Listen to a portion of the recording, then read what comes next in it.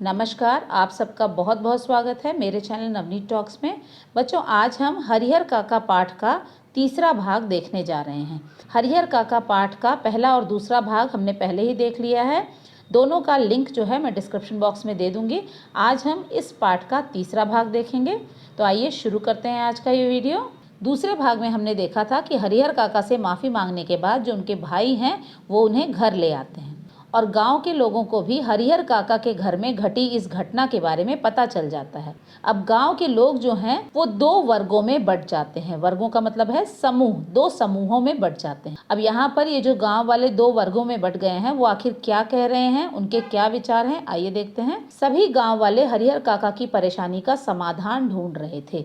अब हरिहर काका की परेशानी यह थी कि वो अपनी 15 बीघे जमीन ठाकुर बारी को दें या फिर अपने भाइयों को। तो इस परेशानी का समाधान, इस परेशानी का सॉल्यूशन जो है वो गांव वाले अपने तरीके से ढूंढने की कोशिश कर रहे थे।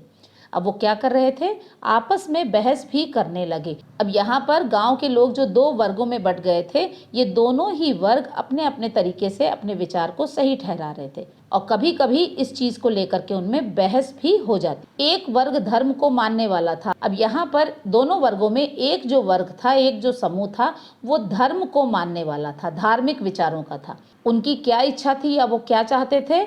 इनकी इच्छा थी कि जमीन ठाकुर बारी को दी जानी चाहिए। वो स्ट्रांगली चाहते थे कि हरिहर काका अपनी जो जमीन है वो ठाकुर बारी के नाम कर दे। अब ऐसा क्यों चाहते थे? इससे गांव की ठाकुरबारी इलाके में सबसे बड़ी हो जाएगी। अब इस तरह से ठाकुरबारी की संपत्ति बढ़ने के कारण ये ठाकुरबारी जो है आसपास के गांव में भी सबसे बड़ी ठाकुरबारी कहलाएगी। पूरे राज्य में इस ठाकुरबारी का कोई मुकाबला नहीं होगा। और यहाँ पर कुछ लोगों का तो ये भी मानना था कि आसपास के गांव में ही नहीं बल्कि पूरे राज्य में इतनी बड़ी ठाकुरबारी और कहीं भी नहीं होगी। अब दूसरे वर्ग के लोग प्रगतिशील विचारों वाले थे। अब जो दूसरा वर्ग था गाँव के लोगों का, वो थोड़ा सा प्रगतिशील विचारों का था, गांव की प्रगति चाहता था। धर्म में वो विश्वास तो करते थे लेकिन इस तरह से धर्म को आधार बना करके कोई फैसला वो नहीं लेना चाहते। वो यही चाहते थे कि किसी भी स्थिति में गांव की प्रगति हो। इनमें ज़्यादातर किसान थे। इस वर्ग में ज़्यादातर लोग किसान थे। इनके घरों में भी हरिहर काका जैसे वृद्ध लोग थे। और जैसा कि हम जानते हैं अभी भी गांव में संयुक्त परिवार का चलन है, जॉइंट फैमिली का चलन है। बूढ़े बुजुर्ग जो हैं वो अपने परिवार के साथ ही रहते हैं। तो ज़्यादातर लोगों के घरों में हरिहर काका की उम्र के वृद्ध लोग, बूढ़े लोग रहते थे। ये चाहते थे कि घर के बुजुर्ग अपनी संपत्ति अपने परिवार को दें और ये चाहते थे कि घर में जो भी बूढ़े बुजुर्ग हैं और उनके पास जो अपनी संपत्ति है उसे वो बाहर के लोगों को ना दे करके अपने ही परिवार के लोगों को दे दें। और इसीलिए वो चाहते थे कि हरिहर काका के पास जो 15 बीघे ज़मीन है वो ठाकुर बारी को ना दे करके वो ज़मीन उन्हें अपने भाइयों को ही देनी चाहिए। आइए आगे देखते हैं। इसके बाद है ठाकुर बारी का समर्थन करने वाले लोग कौन थे। अब यहाँ पर जो लोग ये चाहते थे कि हरिहर काका को अपनी ज़मीन ठाकुर बारी को देनी चाहिए और इस तरह से वो ठाकुर बारी का समर्थन कर रहे थे, सपोर्ट कर रहे थे, आखिर ये लोग कौन थे? ठाकुर बारी के साधु संतों के साथ अच्छे संबंध थे। इन लोगों के ठाकुर बारी में जो साधु संत थे उनके साथ बहुत ही अच्छे रिलेशन। ये लालची, पेटू और चटोरे किस्म के लोग थे। ये वो लोग थे जो कि थोड़े लालची थे, पेटू थे और चटोरे थे, मतलब खाने पीने के शौकीन थे। सुबह शाम ठाकुर जी को भोग लगाया जाता था। हम सभी जानते हैं कि मंदिर में देसी घी से भगवान जी का भोग बनाया जाता था और बाद में उन्हें भोग लगाया जाता था और इस भोग को प्रसाद के रूप में लोगों में बांटा जाता था। प्रसाद पाने के लिए ये लोग वहां हाजिर हो जाते थे और ये जो लालची, पेटू और चटोरे लोग थे वो रोज प्रसाद पाने के लिए मंदिर में हाजिर हो जाते। यही लोग साधु संतों और ठाकुरबारी का समर्थन करते थे और ये वही लोग हैं जो कि साधु संतों का भी समर्थन करते थे और साथ ही साथ चाहते थे कि ठाकुर बारी की संपत्ति जो है वो दिन बर दिन बढ़ती जाए। इन सभी कारणों से पूरे गांव का वातावरण तनावपूर्ण हो गया और ये जो दो वर्गों में ये जो बहस छिड़ गई थी कि जमीन किसके नाम करनी चाहिए, इसके कारण पूरे गांव का जो वातावरण था, माहौल था, वो बहुत ही तनावपूर्ण हो गया था, टेंस्ड हो गया था। आइए आगे देखते हैं। इसके बाद है भाइयों का हरिहर काका से निवेदन। अब यहाँ पर हरिहर काका के जो 3 भाई थे वो भी हरिहर काका से कुछ निवेदन कर रहे थे, कुछ रिक्वेस्ट कर रहे थे। वो क्या रिक्वेस्ट कर रहे थे? सभी भाई काका से उनकी 15 बीघे जमीन भाइयों के नाम लिख देने को कह रहे थे। भाई यही समझा रहे थे कि आपके नाम जो 15 बीघे जमीन है वो आपको हम सब में बांट देनी चाहिए या हमारे नाम लिख देनी चाहिए। तीनों भाइयों के अलावा काका का और कोई नहीं था और वो अच्छी तरह जानते थे कि हम तीनों भाइयों के अलावा हरिहर काका का और कोई नहीं है। लेकिन हरिहर काका कुछ भी तय नहीं कर पा रहे थे। अब यहाँ पर इस विषय पर काका ने लेखक से विचार विमर्श किया। अब यहाँ पर लेखक एक ऐसे व्यक्ति थे जो कि काका के बहुत ही क्लोज थे। अब काका ने यही सोचा कि इस विषय पर मुझे लेखक से बातचीत करनी चाहिए जिससे कि कोई उपाय निकल सके। लेखक और काका ने अंत में फैसला किया। अब यहाँ पर इन दोनों के बीच में बातचीत हुई। अब अंत में इन दोनों ने क्या फैसला किया, जीते जी काका को अपनी जमीन किसी के नाम नहीं करनी चाहिए। लेखक का भी यही सोचना था कि जब तक आप जीवित हैं तब तक अपनी जमीन जो है अपने नाम ही रहने दीजिए, किसी के नाम उसे मत कीजिए, चाहे वो ठाकुर जी हो या अपने भाई। तो यहाँ पर ना तो अपने भाइयों के नाम कीजिए और ना ही मंदिर के नाम या ठाकुर जी के नाम कीजिए। ऐसी गलती करने पर व्यक्ति कहीं का नहीं रह जाता। और जो प्रैक्टिकल चीज़ें थी वही उन लोगों ने डिस्कस की थी और उन्हें अच्छे से पता था कि एक बार मेरी संपत्ति दूसरों के नाम हो गई तो फिर मेरी कोई इज्जत नहीं रह जाएगी। बाद में हरिहर काका को कोई नहीं पूछेगा और लेखक अच्छी तरह जानते थे कि एक बार हरिहर काका के हाथ से ये 15 बीघे ज़मीन निकल गई तो बाद में उन्हें कोई भी नहीं पूछेगा, कोई उनकी सेवा नहीं करेगा। हरिहर काका बिल्कुल अनपढ़ थे। हरिहर काका बिल्कुल अनपढ़ थे, उन्हें पढ़ना लिखना नहीं आता था। फिर भी समझदारी दिखाते हुए उन्होंने यह फैसला किया। लेकिन उन्हें जीवन का बहुत अनुभव था। आसपास के लोगों के साथ क्या कुछ घट रहा था वो ये अच्छी तरह से जानते थे, देखते थे। इसीलिए उन्होंने समझदारी दिखाई और उन्होंने यही फैसला किया कि अपनी ज़मीन वो अपने पास ही रखेंगे। अपना फैसला भाइयों को भी बता दिया। भाइयों को समझाया कि मृत्यु के बाद मेरी ज़मीन स्वतः ही तुम लोगों को मिल जाएगी। उन्होंने भाइयों को ये भी समझा दिया कि जब मेरी मृत्यु हो जाएगी तो मेरी ये जो ज़मीन है वो तुम्हें अपने आप ही मिल जाएगी। मैं ज़मीन अपने साथ लेकर नहीं जाऊंगा, मरने के बाद मैं ये ज़मीन अपने साथ नहीं लेके जाऊंगा। अतः अभी ज़मीन तुम लोगों के नाम करने की आवश्यकता नहीं, इसीलिए कोई ज़रूरत नहीं है कि अभी मैं अपनी ज़मीन तुम लोगों के नाम करूँ। तो आइए आगे देखते हैं। आगे है महंत की चिंता। अब यहाँ ठाकुर बाड़ी के जो महंत थे वो भी बहुत चिंतित थे। उन्हें किस बात की चिंता थी? समय बीतने के साथ महंत की चिंता बढ़ने लगी। अब यहाँ पर समय बीत रहा था। किस चीज़ का समय बीत रहा था? हरिहर काका के फैसला करने का समय। उन्होंने इतने अच्छे से हरिहर काका को ये सारी बातें समझा दी थी कि ये जीवन जो है तुम्हें अपना सफल बनाना है और इसके लिए तुम्हें अपनी ज़मीन ठाकुर बाड़ी को दान में देनी। लेकिन हरिहर काका की तरफ से कोई भी जवाब अभी तक उन्हें नहीं मिला था। इसीलिए जैसे जैसे समय बीतता जा रहा था महंत की चिंता बढ़ती जा रही थी। वे काका की ज़मीन किसी भी हालत में हड़पना चाहते थे, तो वो किसी भी हालत में ये ज़मीन अपने नाम करवाना चाहते थे। वे जानते थे कि हरिहर काका धर्म संकट में पड़ गए हैं। अब ये भी उन्हें पता था कि हरिहर काका जो है कोई फैसला नहीं कर पा रहे हैं। उनके मन में एक धर्म संकट है। धर्म संकट का मतलब होता है क्या उचित है या क्या अनुचित है, इसमें फैसला न कर पाना। क्योंकि एक तरफ ठाकुर जी थे और दूसरी तरफ उनका अपना परिवार। क्योंकि वो अच्छे से जानते थे कि उनके परिवार वाले इतनी आसानी से हरिहर काका को अपनी ज़मीन जो है वो ठाकुर बाड़ी के नाम नहीं करने देंगे। तो इसी धर्म संकट में वो पड़े हुए हैं, क्योंकि एक तरफ ठाकुर जी के नाम ज़मीन करने की बात और दूसरी तरफ उनका परिवार है जो यही चाहता है कि वो ज़मीन परिवार में ही रहे। महंत सोचने लगे कि ज़मीन अपने नाम करवाने का केवल एक ही उपाय है। अब महंत जो है वो दिन रात इसी सोच में लगे थे कि क्या किया जाए कि ठाकुर बाड़ी के नाम हरिहर काका की ज़मीन आ जाए।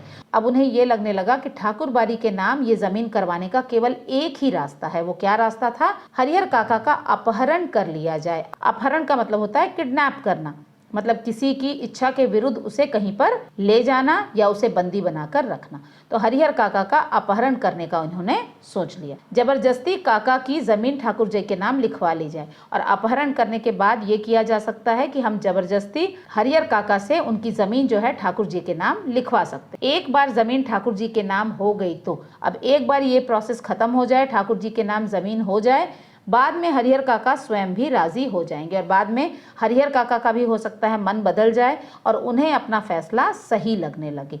तो इस तरह से महंत जो थे वो अपनी अलग ही योजना बना रहे। आइए आगे देखते हैं। अब इसके बाद है महंत की योजना। अब इनकी और क्या योजना थी? महंत स्वभाव से दबंग और लड़ाकू प्रवृत्ति के थे। अब यहाँ पर महंत के स्वभाव के बारे में बताया गया है। महंत जो थे वो दबंग स्वभाव के व्यक्ति थे। दबंग का मतलब होता है जो किसी से ना डरे, और साथ ही साथ लड़ाकू थे। छोटी छोटी बातों में वो लोगों से लड़ झगड़ लेते थे। तो इस तरह का स्वभाव महंत का था। अपनी योजना को सफल बनाने में जी जान से लग गए। अब उनकी जो योजना थी हरिहर काका के अपहरण की, उसको सफल बनाने के लिए वो पूरी तरह से उसमें लग। यह सभी कार्य महंत बहुत गोपनीयता से कर रहे थे। गोपनीयता का मतलब होता है बहुत ही छुप कर, बहुत ही सीक्रेसी मेंटेन करते हुए वो ये सारे कार्य कर रहे थे। काका के भाइयों को भी महंत के इस योजना की कोई जानकारी नहीं थी और काका के भाई सपने में भी नहीं सोच सकते थे कि महंत जो है इस तरह की योजना उनके खिलाफ बना रहे हैं। लेखक के अनुसार यह घटना कुछ दिन पहले की थी और लेखक जो कि आज हरिहर काका से मिल करके आए थे, ये सारी बातें वो फिर से रिकॉल कर रहे थे, सोच रहे थे, याद कर रहे थे और लेखक ने यही अनुमान लगाया कि ये जो घटना घटी है ये कुछ दिन पहले ही घटी थी और आज हरिहर काका की ये हालत है। तो आधी रात को साधु संत हथियार लेकर हरिहर काका के दालान में आए। अब ठाकुर बाड़ी से जो लोग आए थे उन्होंने हरिहर काका को अपनी पीठ पर लाद लिया और वहां से चले गए। ऐसी घटना कभी गांव में नहीं हुई थी। इस तरह की घटना आज तक गांव में नहीं देखी गई थी। सभी लोग जाग गए और आस पड़ोस के जो लोग थे वो भी शोरगुल सुन करके जाग गए थे।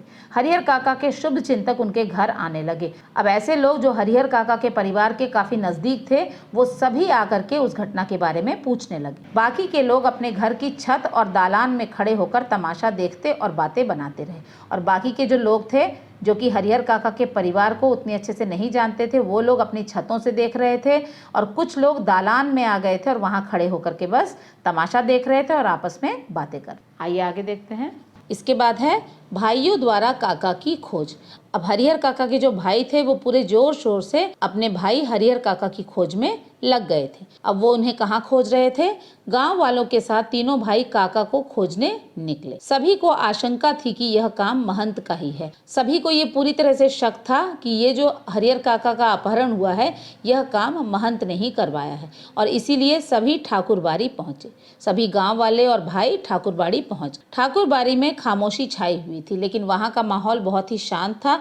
चारों तरफ खामोशी छाई हुई थी। वहां का मुख्य फाटक भी बंद था। ठाकुरबाड़ी का जो बड़ा दरवाजा था वो भी बंद था। वहां का वातावरण बिल्कुल शांत था। ठाकुरबाड़ी में खामोशी छाई हुई थी और साथ ही साथ वहां का वातावरण बिल्कुल भी शांत लग रहा था। एक बार तो सभी को यही लगा कि काका के अपहरण में महंत का कोई हाथ नहीं है। अब ठाकुरबाड़ी का शांत माहौल देख करके सभी लोग यही सोचने लगे कि हो सकता है हरिहर काका के अपहरण में महंत जो है वो शामिल ना हो। काका का अपहरण जरूर बाहर के डाकुओं ने किया है और लोगों को ये लगने लगा कि हो सकता है किसी और डाकू ने हरिहर काका का अपहरण किया है। वे डाकू फिरौती की मोटी रकम लेकर ही अब काका को छोड़ेंगे और डाकू जो है हो सकता है हरिहर काका को पैसों के लालच में लेकर के गए हों। हरिहर काका को लौटाने के बदले वो हमसे बहुत मोटी रकम मांगेंगे और जब वो फिरौती के रूप में रकम दी जाएगी तब वो हरिहर काका को छोड़ेंगे।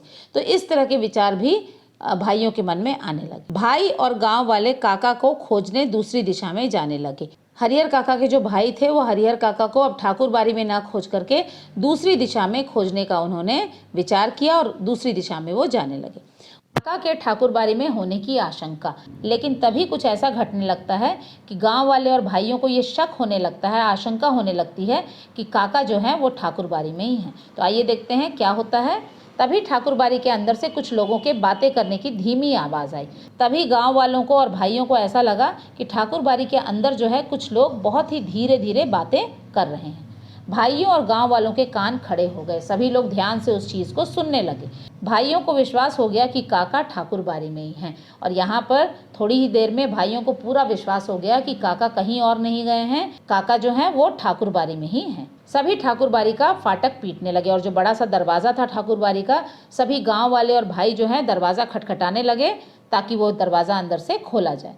तभी ठाकुरबाड़ी की छत से लोगों पर पत्थर गिरने लगे, लेकिन तभी ठाकुरबाड़ी की जो छत थी वहां से लोग जो है नीचे जो लोग खड़े थे, गांव वाले थे, उनके ऊपर पत्थर फेंका जाने लगा। सभी इस हमले से बचने के लिए यहाँ वहाँ भागने लगे और जो नीचे गांव वाले खड़े थे उनके ऊपर जब पत्थर लगने लगे तो वो अपनी जान बचाने के लिए यहाँ वहाँ भागने लगे। गाँव वाले भी अपने हथियार संभालने लगे। गाँव वाले भी थोड़े बहुत हथियार लेकर के आए थे। वो भी मुकाबला करने के लिए अपने हथियार जो है अपने हाथों में उन्होंने कसकर पकड़ लिए।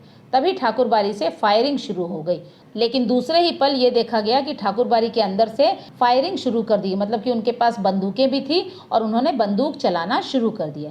एक गोली एक नौजवान के पैर में लगी और वह गिर पड़ा। तभी बंदूक से निकली हुई एक गोली जो है एक नौजवान, एक युवक के पैर में लग गई और वो वहीं गिर पड़ा। गांव वाले जान बचाने के लिए भागने लगे। उस युवक की हालत देख करके गांव वाले अपनी अपनी जान बचाकर भागने लगे। वहां केवल तीनों भाई ही रह गए और तीनों भाई ही वहां बच गए, बाकी के गांव वाले वहां से चले गए।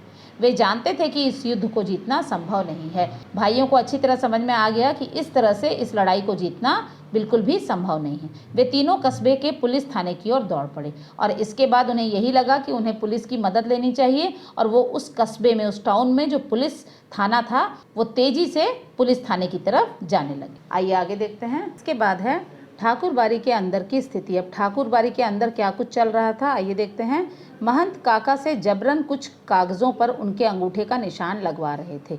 अब यहाँ पर काका ठाकुरबाड़ी के अंदर ही थे और महंत जो थे वो जबरदस्ती काका से उनके अंगूठे का निशान कुछ कागजों पर लगवा रहे थे। महंत का यह व्यवहार देख काका आश्चर्यचकित थे।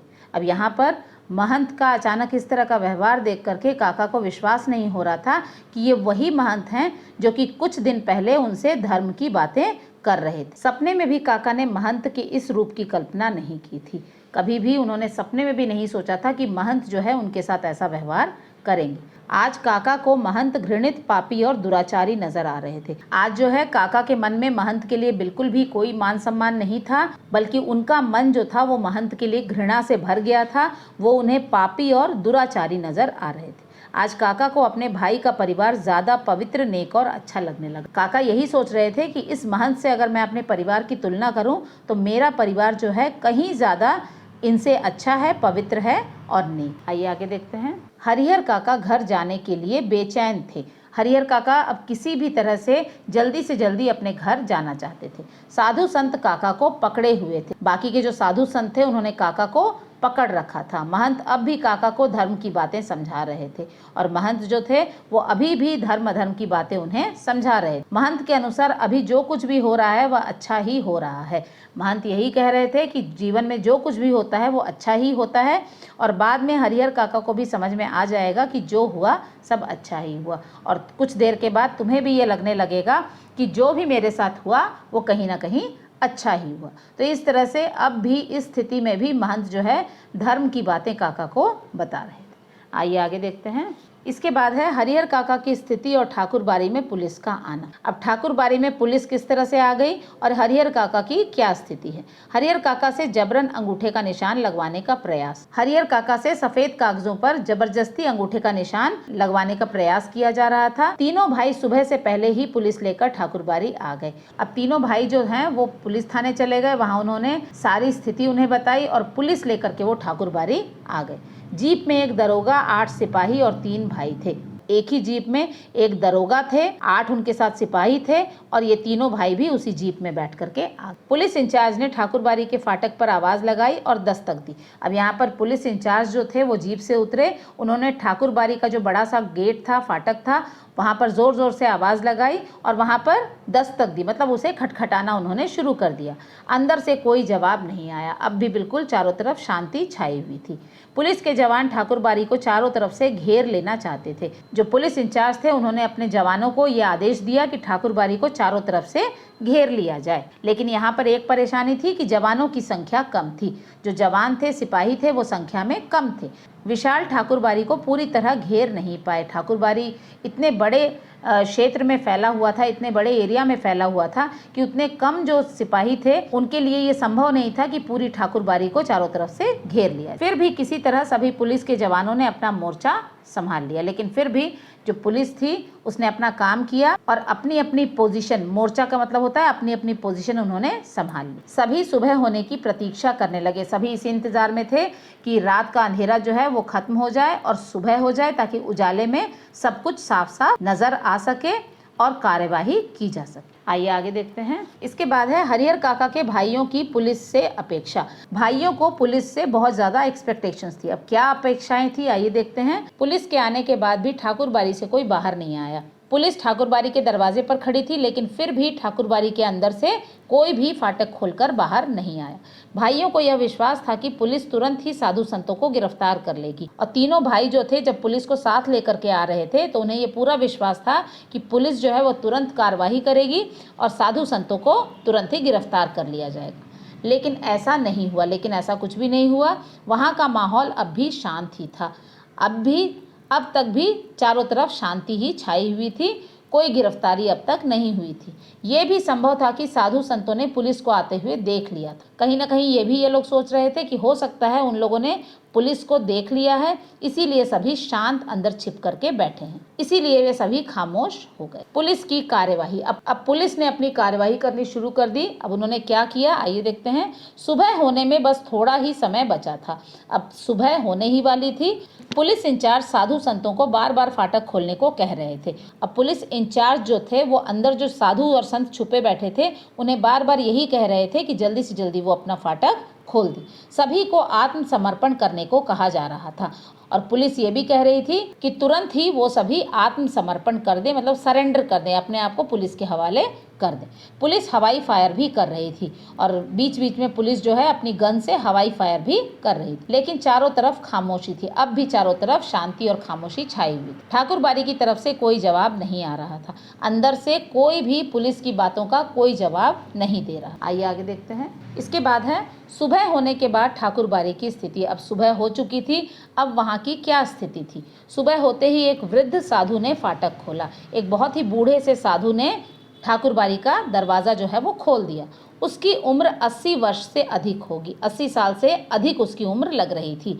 वह डंडे के सहारे कांपते हुए खड़ा था। वो ठीक से खड़ा भी नहीं हो पा रहा था, उसके हाथ में एक डंडा था जिसके सहारे वो खड़ा था। पुलिस द्वारा वृद्ध साधु से पूछताछ की गई। पुलिस जो है उस बूढ़े साधु से ही पूछताछ करने लगी। उससे हरिहर काका, महंत और पुजारी के बारे में पूछा गया। पुलिस उससे यही पूछ रही थी कि हरिहर काका, महंत और पुजारी ये सभी लोग कहाँ हैं। वृद्ध साधु कुछ बताने को तैयार नहीं था, लेकिन जो बूढ़ा साधु था वो कुछ भी बताने को तैयार नहीं था। पुलिस इंचार्ज ने साधु को डांटा। पुलिस इंचार्ज को गुस्सा आया, उसने उस साधु को डांटा।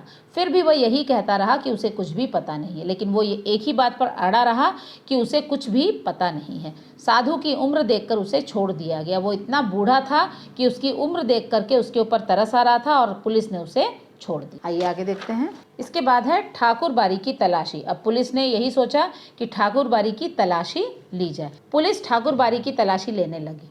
तलाशी का काम भी शुरू हो गया। कमरों में कोई नहीं मिला। थोड़े बहुत खुले हुए कमरे थे, उनमें देखा गया, वहां पर कोई नहीं था। ठाकुर बारी में उस वृद्ध साधु के अलावा कोई भी नहीं था और ऐसा लग रहा था जैसे उस बूढ़े साधु के अलावा पूरी ठाकुर बारी में और कोई भी नहीं है। तीनों भाई दुख और चिंता में डूब गए। तीनों भाई बहुत दुखी हो गए। उन्हें हरिहर काका की चिंता भी होने लगी। आखिर महंत और साधु संत हरिहर काका को लेकर कहाँ भाग गए। उनके मन में यही सवाल आ रहा था कि आखिर ये महंत और साधु संत जो हैं उनके भाई हरिहर काका को लेकर कहाँ चले गए हैं। वे सोचने लगे कि अब आगे क्या किया जाए। पुलिस को लाने में भी भाइयों ने काफ़ी पैसे खर्च किए थे। पुलिस भी ऐसे ही नहीं आ गई थी, भाइयों को पैसे खर्च करने पड़े थे, तब पुलिस यहाँ पर आई थी। उन्हें पूरी उम्मीद थी कि पुलिस हरिहर काका को खोज लेगी और जब तीनों भाई पुलिस से मदद लेने के लिए गए थे तो उन्हें इस बात की पूरी उम्मीद थी कि पुलिस जो है उनकी मदद करेगी और हरिहर काका को ढूंढ लेगी। साधु संतों को जेल भेज दिया जाएगा और साधु संतों को गिरफ्तार करके पुलिस उन्हें जेल भेज देगी। वे हरिहर काका को घर ले आएंगे और बहुत ही आराम से हरिहर काका को वो अपने घर लेकर के आ जाएंगे। लेकिन ऐसा कुछ भी नहीं हुआ। लेकिन जो भी भाइयों ने सोचा था अभी जो है वैसा कुछ भी नहीं हो रहा था। आइए आगे देखते हैं। इसके बाद है पुलिस का अगला कदम। अब पुलिस यही सोच रही थी कि अब आगे उन्हें क्या करना है। ठाकुर बारी के खुले कमरों की तलाशी पुलिस ले चुकी थी। जो भी कमरे खुले थे उनकी तलाशी पहले ही पुलिस ले चुकी थी। कुछ बंद कमरों को भी खोलकर देखा गया। जो कमरे ऐसे ही बंद किए गए थे उन्हें भी खोल करके देख लिया गया, वहां भी उन्हें कोई नहीं मिला। एक कमरे में बड़ा सा ताला लटक रहा था, लेकिन एक कमरा ऐसा था जहां पर कि बड़ा सा ताला बाहर से लगाया गया था। वृद्ध साधु से कमरे में लगे ताले की चाबी मांगी गई। वृद्ध साधु ने कहा चाबी उसके पास नहीं है। वृद्ध साधु ने फिर से मना कर दिया कि इस कमरे की चाबी मेरे पास नहीं है। पुलिस वृद्ध साधु से जानना चाहती थी कि उस कमरे में क्या है। तब पुलिस ने पूछा कि आखिर इस कमरे में क्या रखा हुआ है। साधु ने कहा कि वहाँ अनाज रखा है, यहाँ पर सिर्फ अनाज है। पुलिस सोच में पड़ गई कि आगे क्या किया जाए। पुलिस ये समझ नहीं पा रही थी कि अब आगे क्या करें। ताला तोड़ा जाए या ऐसे ही छोड़ दिया जाए। अब इस कमरे का ताला तोड़कर अंदर देखा जाए या फिर इसे छोड़ दिया जाए। अचानक कोई उस कमरे के दरवाजे को अंदर से धक्का देने लगा, लेकिन तभी ऐसा लगा जैसे कि कमरे के अंदर से दरवाजे को कोई धक्का दे रहा है। पुलिस के जवान सावधान हो गए। सभी जो पुलिस के जवान थे, सिपाही थे, वो बिल्कुल सावधान हो गए। आइए देखते हैं आगे। इसके बाद है हरिहर काका की रिहाई। अब यहाँ पर हरिहर काका को छुड़ा लिया गया। अब हरिहर काका कहाँ मिले, पहले हम ये देख लेते हैं। कमरे का ताला फौरन तोड़ा गया, कमरे का ताला तोड़ दिया गया। कमरे में हरिहर काका बुरी हालत में मिले, बहुत बुरी हालत में हरिहर काका उस कमरे के अंदर मिल गए। काका के हाथ पांव बंधे थे और मुंह में कपड़ा ठूंसा गया था। काका के हाथ और पैर बांध दिए गए थे रस्सियों से और उनके मुंह में कपड़ा भर दिया गया था ताकि वो चिल्ला ना पाए। काका ज़मीन में घिसटते हुए दरवाजे तक आकर उसे धक्का दे रहे थे। काका जो है वो ज़मीन में किसी तरह अपने शरीर को घिसटते हुए दरवाजे तक लेकर के आए और दरवाजे को वो अंदर से धक्का दे रहे थे। हरिहर काका की हालत देखकर भाइयों का खून खौल उठा। खून खौल उठना मतलब बहुत ज़्यादा गुस्सा हो जाना। हरिहर काका की ये हालत देख करके जो उनके तीनों भाई थे वो बहुत ज़्यादा गुस्सा हो गए। यदि महंत और पुजारी सामने होते तो शायद तीनों उन्हें जीवित नहीं छोड़ते, और ऐसा लग रहा था जैसे अगर अभी यहाँ पर महंत और पुजारी होते तो ये तीनों भाई उन्हें जीवित नहीं छोड़ते, उन्हें मार डालते। आगे है, हरिहर काका को मुक्त करवाया गया। काका ने महंत, पुजारी और साधुओं के कारनामों के बारे में बताना शुरू किया। अब काका ने जो कुछ भी उनके साथ महंत, पुजारी और जो साधुओं ने किया था वो सारी बातें उन्होंने पुलिस को बतानी शुरू कर दी। काका ने उन सभी को साधु नहीं बल्कि डाकू, हत्यारे और कसाई। काका के अनुसार ये सभी साधु नहीं हैं बल्कि डाकू हैं, हत्यारे हैं और कसाई हैं। ऐसा उन्होंने उन महंत, पुजारी और साधुओं के बारे में कहा। उन लोगों ने ही काका को इस कमरे में बंद किया था। काका ने यह भी बता दिया कि इन लोगों ने ही मुझे इस कमरे में बंद कर दिया था। बाद में महंत और सभी संत गुप्त दरवाजे से भाग गए। ठाकुरबाड़ी में एक गुप्त दरवाजा भी था और इसी गुप्त दरवाजे से बाद में महंत और वो जो साधु संत थे वो सभी भाग गए। भागने से पहले महंत ने कई सादे कागज में जबरन काका के अंगूठे के निशान भी लिए थे, और ये चीज हमने पहले भी देखी है कि सादे कागज में हरिहर काका के अंगूठे के निशान जो है महंत ने ले लिए। ये सारी चीजें लेकर के ये सभी वहां से भाग गए। आइए आगे देख लेते हैं। इसके बाद है हरिहर काका का बयान। अब पुलिस जो है अपनी कार्यवाही कर रही थी। हरिहर काका का पूरा बयान वो ले रही थी कि उनके साथ क्या क्या हुआ था। हरिहर काका से पुलिस द्वारा पूछताछ की गई। हरिहर काका से भी पुलिस पूछताछ कर रही थी। काका ने अपना बयान पुलिस को दर्ज करवा दिया। हरिहर काका का मन महंत और साधुओं के प्रति नफरत और घृणा से भरा हुआ था। हरिहर काका के मन में महंत और उन साधुओं के प्रति बहुत ज़्यादा नफरत और घृणा भर चुकी थी। हरिहर काका ने जीवन में कभी किसी के खिलाफ इतना नहीं कहा था। हरिहर काका एक शांत प्रवृत्ति के आदमी थे। कभी किसी के बारे में उन्होंने इतना बुरा नहीं कहा था जितना उन्होंने महंत और साधुओं के लिए कहा था। उनके द्वारा कहा गया एक एक शब्द महंत और साधुओं के प्रति उनकी घृणा और नफरत को व्यक्त कर रहा था, और उनके द्वारा कहे गए एक एक शब्द से यही पता चल रहा था कि हरिहर काका के मन में महंत और साधुओं के प्रति कितनी घृणा और नफरत भर चुकी। तो इस तरह से हरिहर काका को उनके भाइयों ने खोज लिया। अब इसके आगे क्या होता है हम देखेंगे हरिहर काका पाठ के चौथे भाग में। तो आशा है इस फ्लो चार्ट के माध्यम से इस पाठ को आप बहुत ही अच्छी तरह से पढ़ पाएंगे और एक एक घटना को आप याद रख पाएंगे। इन सारे फ्लो चार्ट्स का जो PDF लिंक है वो आपको डिस्क्रिप्शन बॉक्स में मिल जाएगा। तो मिलते हैं अगले वीडियो में, तब तक के लिए अपना ध्यान रखें। धन्यवाद।